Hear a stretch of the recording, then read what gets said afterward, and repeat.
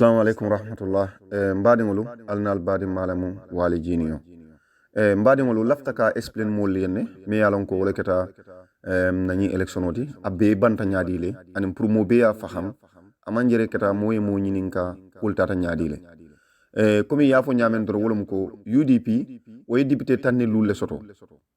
MPP député tanni kononto. Independent député tang.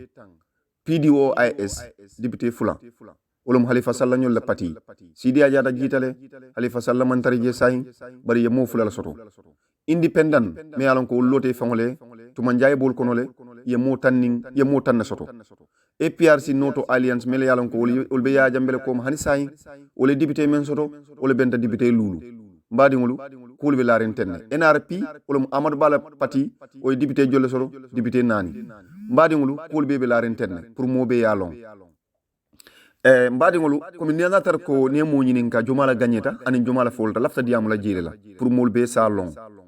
ni aju be bake UDP la gagneta pala politiko ni na karola bari bella moy la hakilo la nga explainer UDP gagneta nyaadile bay tanin lulle be bulu folo itala hakilo bakan kafo ko asikeno UDP te tango fango soto la comme dousa no nyoli yafo nyame bari tanni lulu soto o mu fenete mi yalon ko o mu gagner kilinati folo gagner fulan jang bo folale pour ali yolon wolum ko UDP député mel bondi la place solto olemu Fatmata Jawara ya jindile Sekou Maron ya jindile Sekou Ba Jaju ya jindile Baba Galle Diallo Sukuta sani mentereng ya jindile ñul mu fenete mi yalon ko ol mu gagner balte UDP bulu mbadi ngolu man jako samusa amantari je sayin ate selela ol be mu fenete mi yalon ko UDP nyanta ko celebrate le mbadi ngolu ngata ko take barola 19 député men aya soto aya be soto minto olomu nyani ja nyamina kantora aninyin of santola satel to baro yala député be bondi jele mi yalon ko wolle be baro fasa kan ani mo kri mi yalon ko mala bota yundum ma fanna mi yalon ko albe yalon olmu ala Mr Cissé mi yalon ko atabe barolo atabe numbe UDP le barana tata baro o dam mala kete moti mi yalon ko nzafo dratala ko man nate no ko teke adaka fota barola mbade ngulu ngamuru ko teke barola député baro man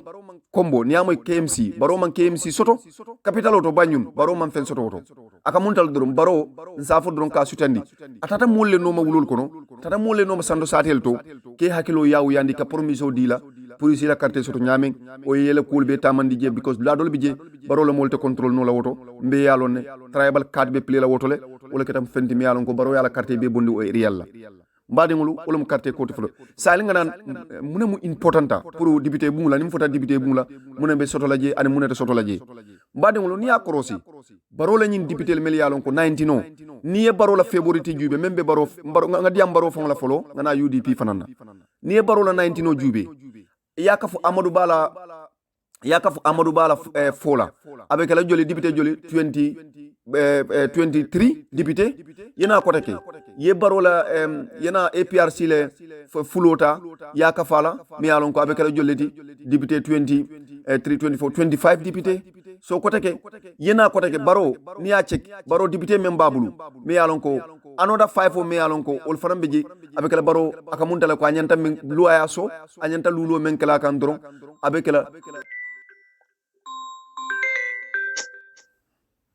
la député jolleti mbadi ngulu wolum ko ni nata 5 o mi alon ko luaya so asitano o be nayo la fala nyim mul kan avec la jolle député muanning say o muanning kononto mbadi ngulu because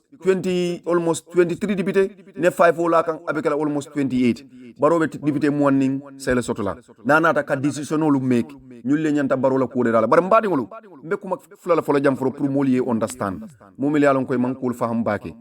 ni nata kote ke barola karola mi yalon ko o mu UDP la mbe UDP fananta fala UDP la député lulo ni nata decision la wala mu ko ni ko do nate pour aliya approve o kube kerim banko ka o lon nata o baroy kunati mais majority la fala folode wala mu jomal la député siara mi yalon ko be ko ben against la mbadi ngol nga 28 la fo jang wala mu député mu wanin say wala be baro makoy la ka baro makoy anya lafta men ay tama député bungula wala nyanta baro makoy la ji say ngata UDP fana mi yalon ko baji la ko ñin decision asikeno mansoala wolle mo UDP la député lulo APRC mi alon ko alliance noto alliance mo la député tanni UDP la tanni lulo APRC noto alliance le lulo ni aka fala be kala député muang inata ko de independent o me alon ko baroni Amadou Bakaro le neni ikolle has teno la moti yo ka fola joli abe kala député jolleti député muang ya understand nyindo muang nyindo tabe kala jolleti député tansaba député tansaba anin ko take député fula me yalon ko ollota jumale PDOIS mbeyaji jamabije Halifa Sallah ni ongol Sidi Ajata itol mosli itol leni mol katula ñu balanna ku jamala bar wolti je sayin so ñi modol be je safa doron wol be banko la jela ñoñu dinañ deka bi lañ gis wol be banko la jela banko la intereso so avec la sayin UDP Noto Alliance ani independent ani PDOIS wol be député tan sabani fula la sotola baro be député muwanni sayla sotola aka munta sayin ni nata majority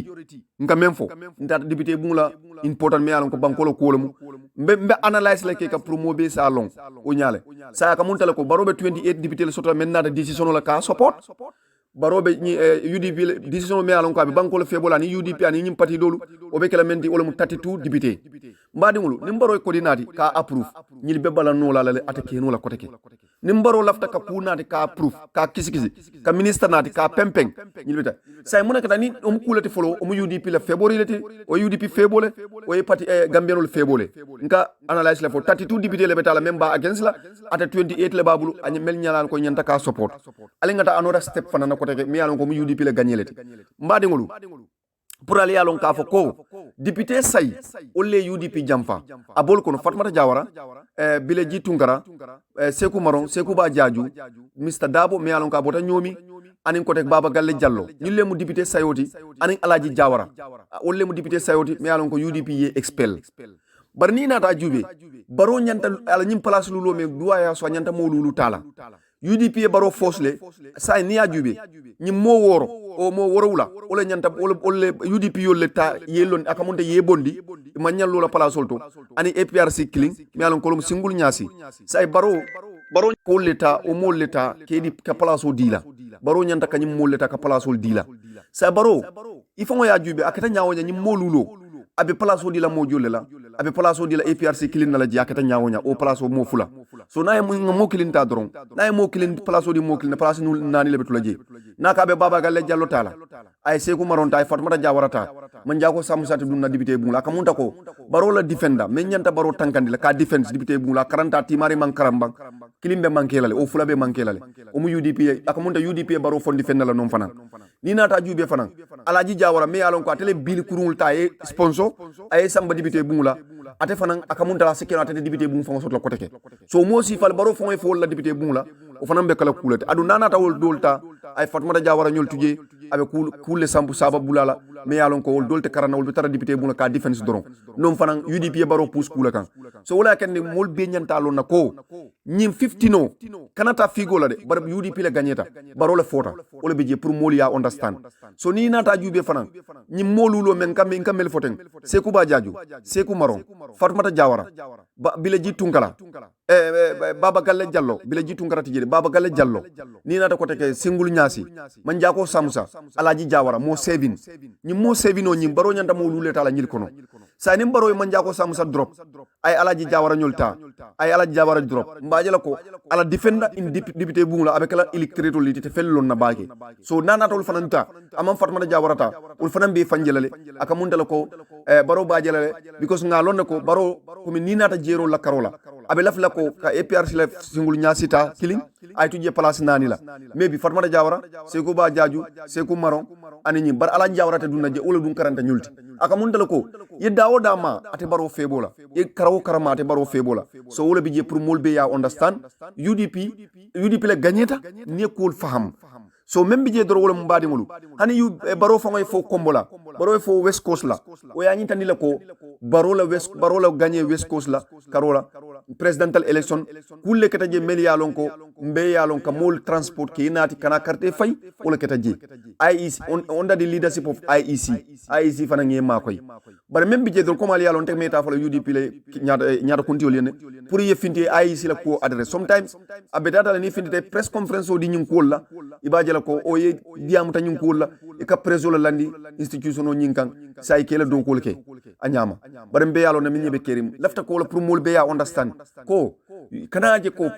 UDP nyanta ni nangamo sotla quality and quantity isi jama soto bari tele do ko kela bari si do man din soto doron astra do ko ke kan wala kumata so aka mundala kon se membe mbadi ngol memem fulale wolum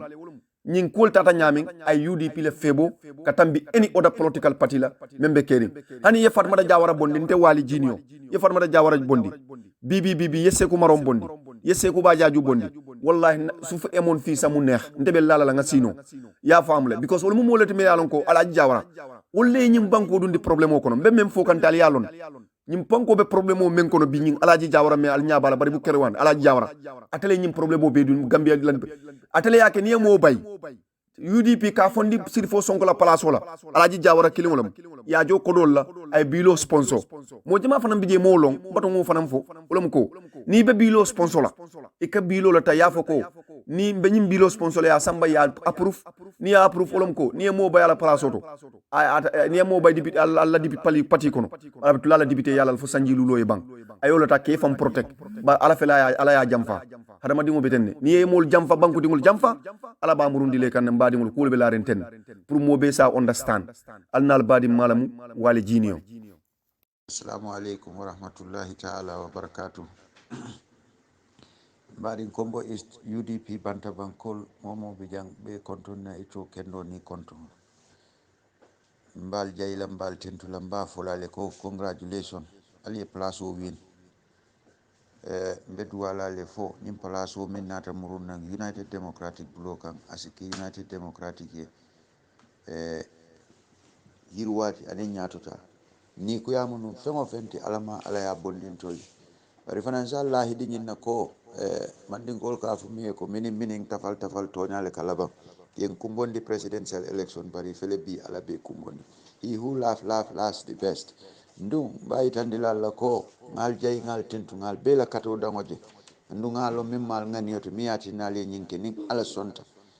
mba katala aliya hame min kama ala be o hamo dimandilale ning atra ntele ba dokul ndun sallahi de nyina ko fem monu UDP nyaaji yoti nun a jolonta en bankoka ba katala na kali sewo ni nemot ka jiko al sawoylo mbe duwala le bal jayla bal tentula ka jiko alla lodula na la fasaro min aliya ken anali jiko min soton nan ba jiko ma fal ni kamala